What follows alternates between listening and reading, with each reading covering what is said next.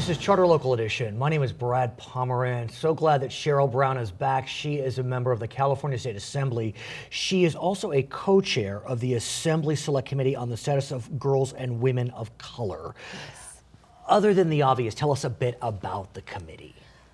Well, what the committee is looking at is how we can involve these young girls and women in the process of our community, Right. and in state government and in business and everything that we do as people in the community. There's no question, Assemblywoman, that women are getting involved in politics in greater numbers than they had 10, 20, 30, 40 years ago. But still, yeah, I mean, I see it in your face. We're losing, right now we're losing women Right. in the assembly. I mean, I remember kind of in the post-Anita Hill era, there was a real spike in women being elected to the most senior offices, the U.S. Senate, the House, and then even in our California legislature, but those numbers have been declining. Right. I mean, one could say, you know, is it because people aren't wanting to vote for women, or is it?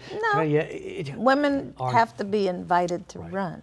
But do they? Men don't have to be invited. Oh, meaning women feel like they need the invitation. Right. They feel that they need the invitation.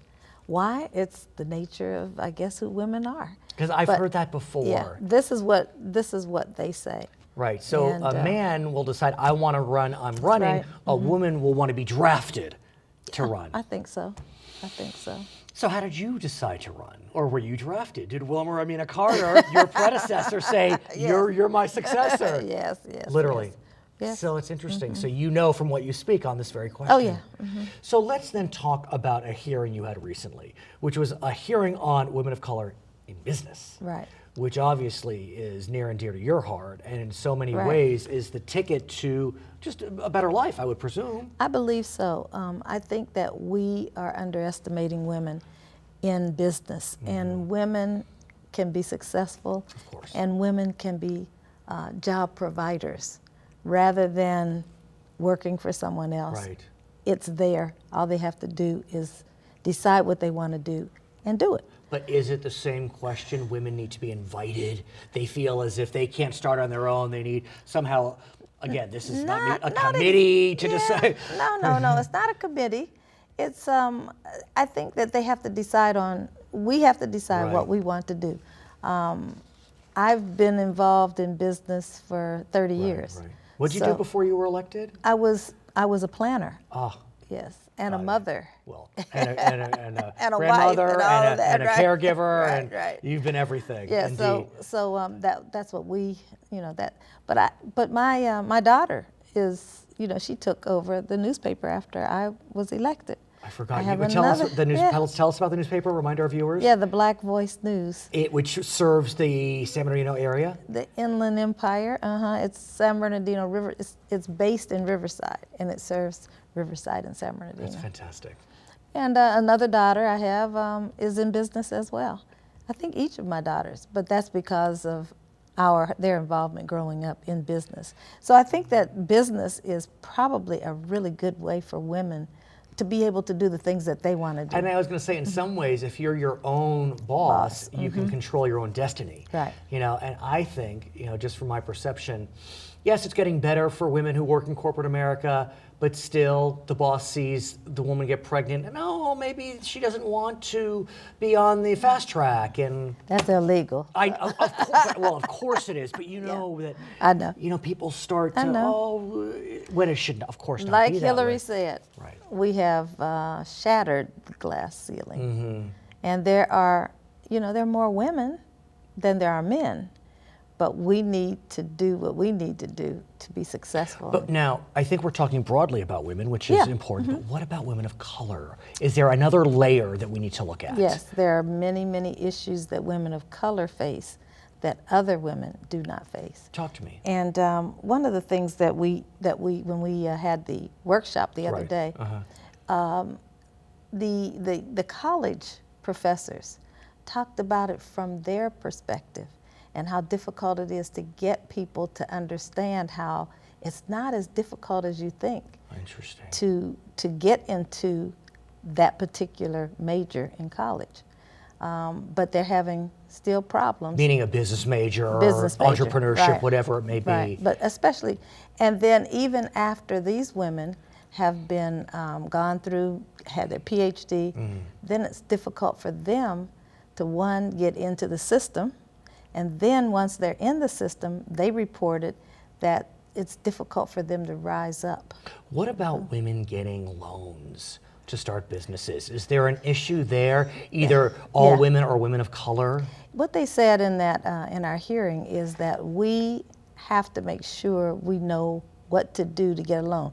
What small businesses traditionally will do is, you know, you don't pay taxes because you don't make that much money, right. and because, but if you don't pay taxes, then you can't get a loan. Yeah.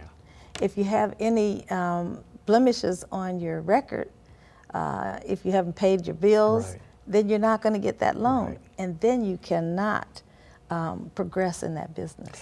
I want to, if I may, shift gears and talk about you and your wonderful community of San Bernardino. I actually can feel myself getting a little emotional Yeah. even saying the words, but you live in San Bernardino, you represent San Bernardino, Yes. and a few months ago, San Bernardino suffered an unspeakable tragedy, truly unspeakable.